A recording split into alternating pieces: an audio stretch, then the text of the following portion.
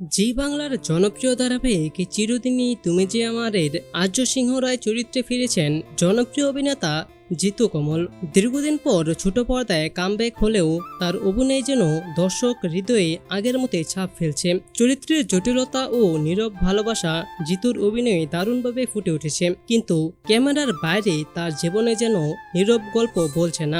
ব্যক্তিগত জীবনের টানাপোড়েন থেকে বহুদিন আগেই নিজেকে সরিয়ে নিয়েছেন জিতু ও নবনীতা দাস। তাদের বিবাহ বিচ্ছেদ নিয়ে নানা সময়ে নানা জল্পনা তৈরি হয়েছে, যদিও কেউই তেমন খোলামেলা মন্তব্য করেননি। তবে মাঝে মধ্যে জিতুর সামাজিক যোগাযোগ মাধ্যমের পাতা যেন এক গভীর ব্যথা প্রকাশ করে। তিনি নিজে না বললেও শব্দগুলোর মধ্যে দিয়ে যেন মনের অভিমান ফুটে ওঠে।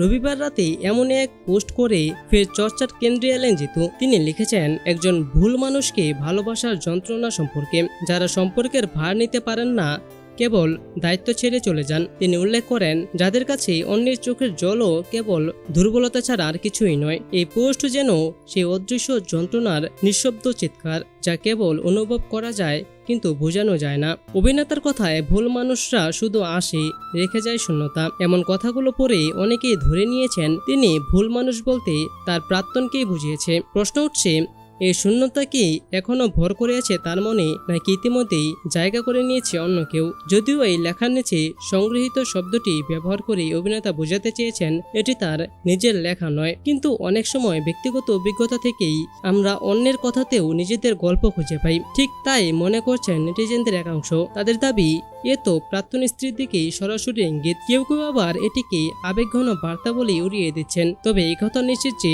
জিতু কমল এখন পুরোদমে অভিনয় জগতের সঙ্গে যুক্ত থেকেও নিজের আবেগের সঙ্গেই লড়ছেন প্রতিদিন। সুপ্রিয় দর্শক, এই নিয়ে আপনাদের মতামত কি? আপনাদের মূল্যবান মতামতটি নিচে কমেন্ট করে জানিয়ে দিন। ধন্যবাদ সবাইকে।